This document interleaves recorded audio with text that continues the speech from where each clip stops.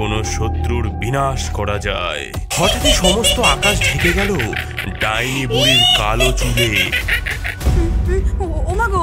ওমাগো ভূমিকম্প হচ্ছে নাকি? গোল আলোর মতো জ্বলে উঠে একটা দরজা খুলে গেল যেন। আমি ভবিষ্যৎ থেকে এসেছি। আমি টাইম মেশিন তাহলে বানিয়েছি শেষমেশ। আর তাতেই তো হয়েছে বিপদ। চারিদিক থেকে রাক্ষসরা ছুটে আসতে লাগলো। শুভবাবু সাবধানে সাবধানে। রাক্ষসের সৈন্য খেয়ে নে সব কটাকে।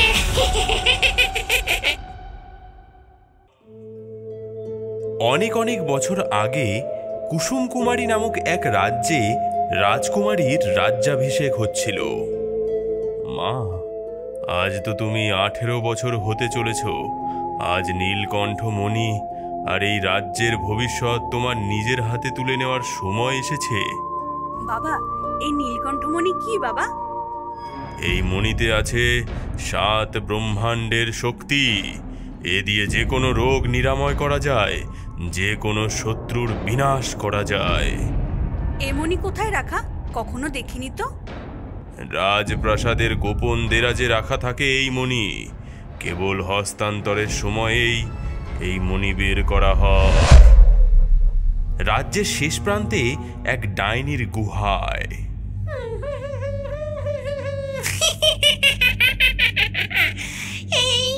এই দিনের জন্যই তো অনেকগুলো বছর অপেক্ষা করেছি।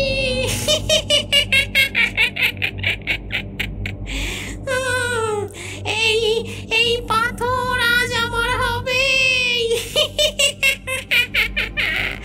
আর সরষের গুঁড়ো থেকে জন্ম নেবে রাক্ষসের দল।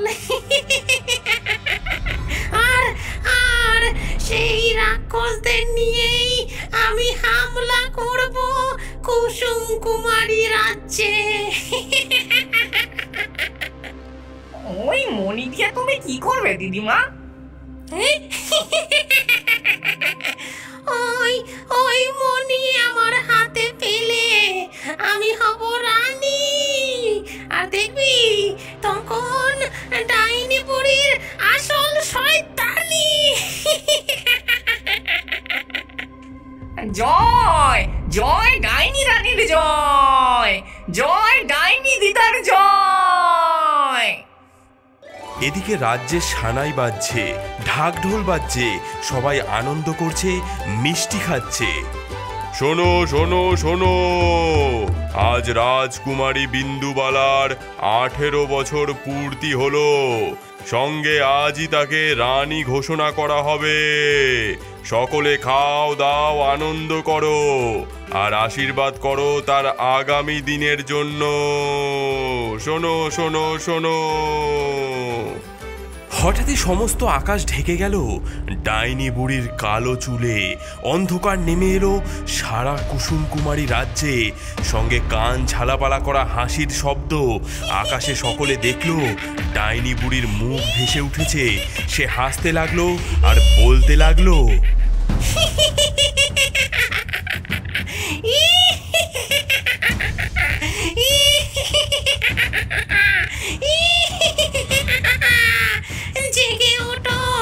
জেগে ওঠো বাচাদন।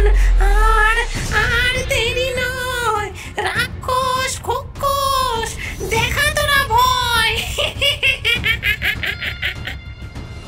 আকাশ থেকে ঝরে পড়তে লাগলো সর্ষের দানা, আর এক একটা সর্ষে থেকে বেরিয়ে আসতে লাগলো এক একটা রাক্ষস। তারা সামনে যাকে পেল তাকেই খেতে লাগলো। সকলে বাঁচাও বাঁচাও বলতে বলতে পালাতে লাগলো। এদিকে উপর থেকে ভেসে আসতে লাগলো ডাইনির হাসি।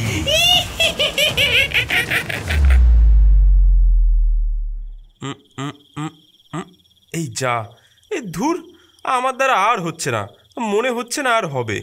আইনস্টাইনের সূত্রের উপর অঙ্কটা কষে কিছুতেই মেলাতে পারছি না।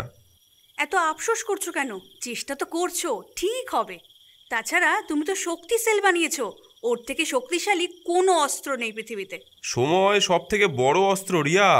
আমি কিছুতেই বুঝতে পারছি না এই টাইম মেশিনকে চালানোর জন্য যেই তেল লাগবে তাতে অত্যন্ত শক্তি থাকা দরকার।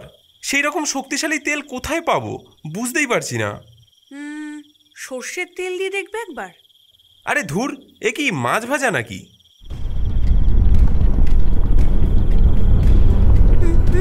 ওমাগো, ওমাগো, ভূমিকম্প হচ্ছে নাকি? হ্যাঁ, সেই তো। হ্যাঁ, ঘর বাড়ি এরকম কাঁপছে কেন? হঠাৎ ঘরের দেওয়ালে গোল আলোর মতো জ্বলে উঠে একটা দরজা খুলে গেল যেন, আর তাই দিয়ে বেরিয়ে এলো একটা অদ্ভুত দর্শন গাড়ি, এবং তারপরেই সব শান্ত হয়ে গেল। হ্যাঁ, এ কি গো, এ কোথা থেকে এলো? হ্যাঁ, এটা তো আমারই টাইম মেশিনের মতো দেখতে। টাইম মেশিনের দরজা খুলে বেরিয়ে এলো এক যুবক। দাদু, দিদিমা, আমার প্রণাম নিও। হ্যাঁ, এ কি গো, আমাকে দিদিমা বলছে? আমি কি এত বুড়ি হলাম নাকি? হ্যাঁ হ্যাঁ, তাই তো। এই ভাই, তুমি কে? এটা তো আমার টাইম মেশিন। না দাদু, এটা আমার বানানো টাইম মেশিন। তবে প্রথম টাইম মেশিন তুমিই বানিয়েছো। আমি ভবিষ্যৎ থেকে এসেছি। আমি তোমাদের নাতি। আচ্ছা, আমি টাইম মেশিন তাহলে বানিয়েছি শেষমেশ? আগে হ্যাঁ দাদু, আর তাতেই তো হয়েছে বিপদ। বিপদ? হ্যাঁ, এই দেখো, ভবিষ্যতে তুমি টাইম মেশিন বানানোর পর কি হয়েছে দেখো। টাইম মেশিন থেকে একটা প্রজেক্টরের মতো আলো বেরিয়ে দেওয়ালে পড়লো। তাতে সিনেমার মতো চলতে লাগলো কিছু দৃশ্য। জঙ্গলের মধ্যে একটা বাড়ি।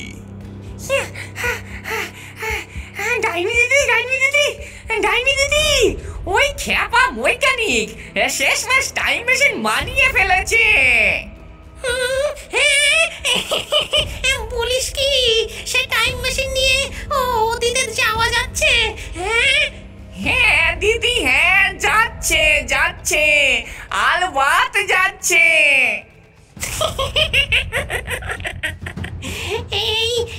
এইবারই হবে তো মজা।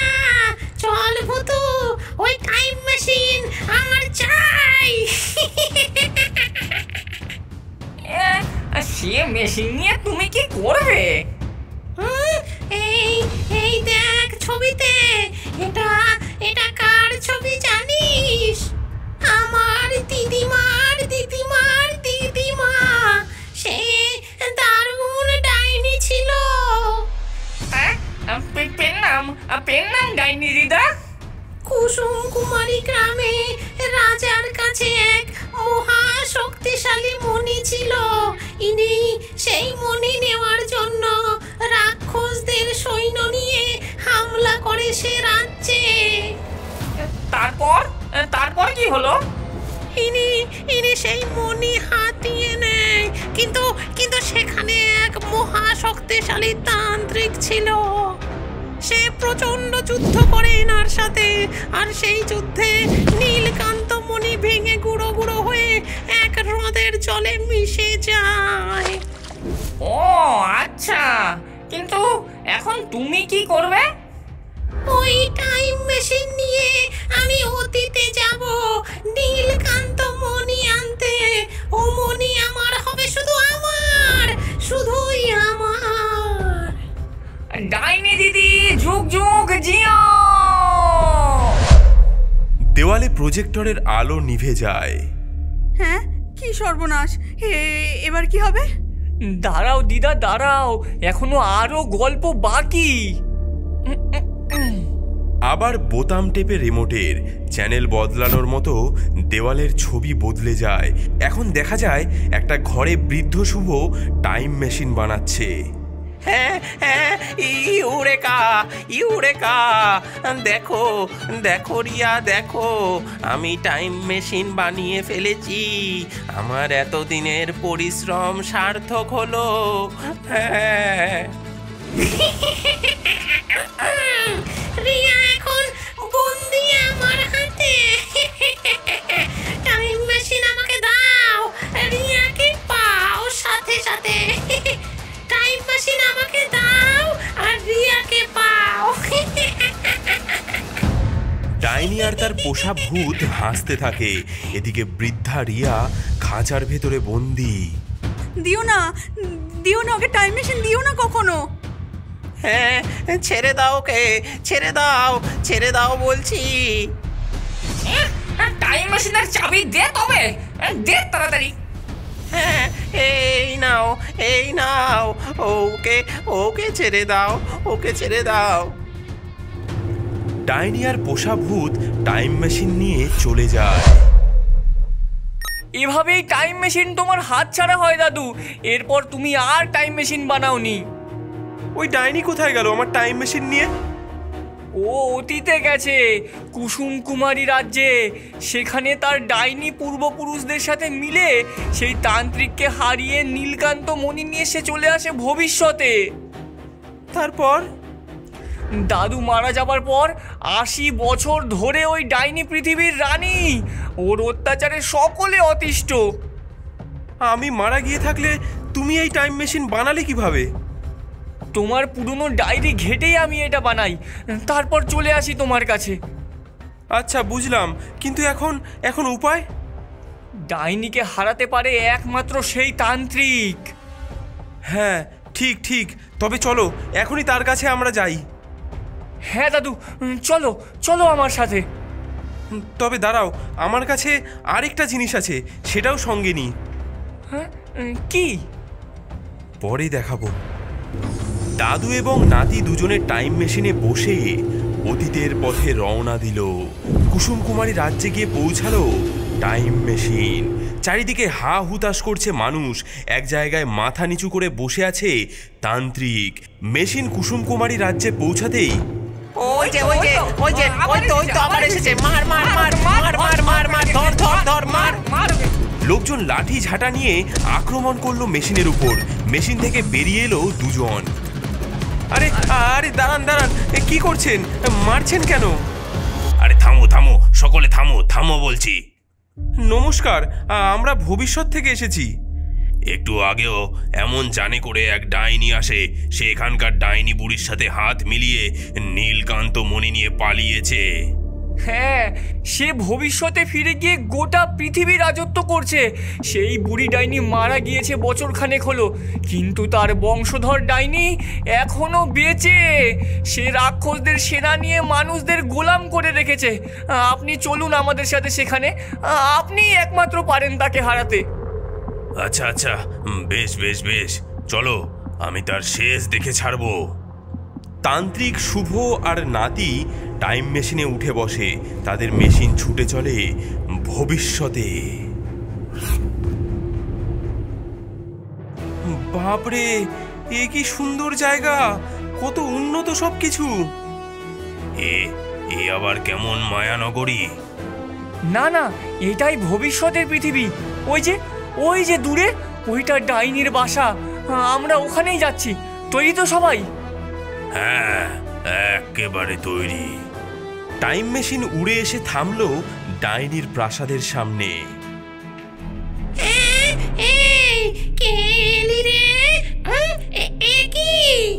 আমার অতীতের সব শত্রুগুলো একসাথে এসে হাজির যে। সবকটাকে চিবিয়ে খাবো একসাথে। সেই তান্ত্রিক, সেই বিজ্ঞানী, কি হবে কি জানি। আমি বারবার হারি না। আমি বজ্রনাথ তান্ত্রিক, আমার 10 মহাবিদ্যার শক্তি। এবার তোর নিস্তার নেই ডাইনি। তাই বুঝি? যা তো রাক্ষসের সৈন্য, খেয়ে নে সবকটাকে। চারিদিক থেকে রাক্ষসরা ছুটে আসতে লাগলো। শুভবাবু, সাবধানে সাবধানে। আপনি চিন্তা করবেন না, আপনি ডাইনির সাথে লড়ুন। এগুলোকে আমি আর আমার নাতি দেখছি। পারবেন তো? আলবাত পারবো। শুভ ব্যাগ থেকে যন্ত্রটা বের করলো, একটা পিস্তলের মতো যন্ত্র। এটা কি দাদু? এটা শক্তি সেল।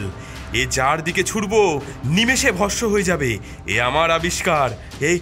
এই নাও, তোমার জন্য একটা এনেছি। ওয়াও, এটা কি দারুণ!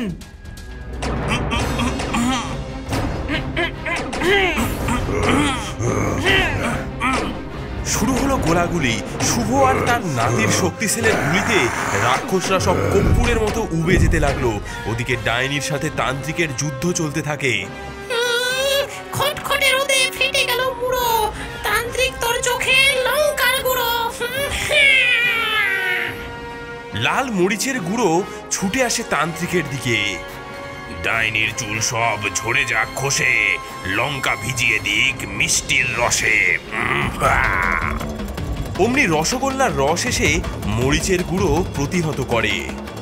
নে ডাইনি, এবার এবার তুই শক্তি সেলের গুলি খা।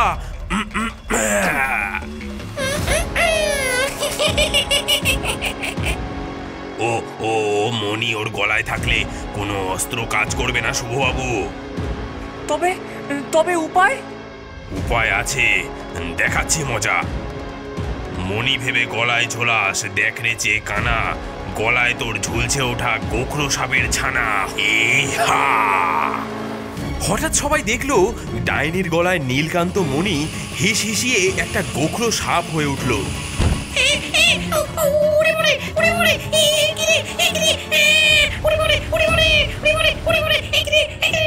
বলে সাপটা সে গলা থেকে খুলে ছুঁড়ে ফেলে দিল।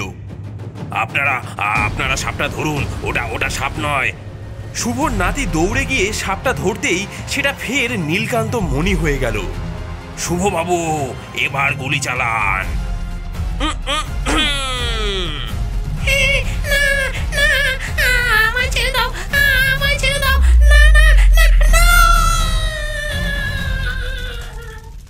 শুভ শক্তিশালের গুলি করতেই ডাইনির শরীরটা জ্বলে পুড়ে ছাই হয়ে গেল।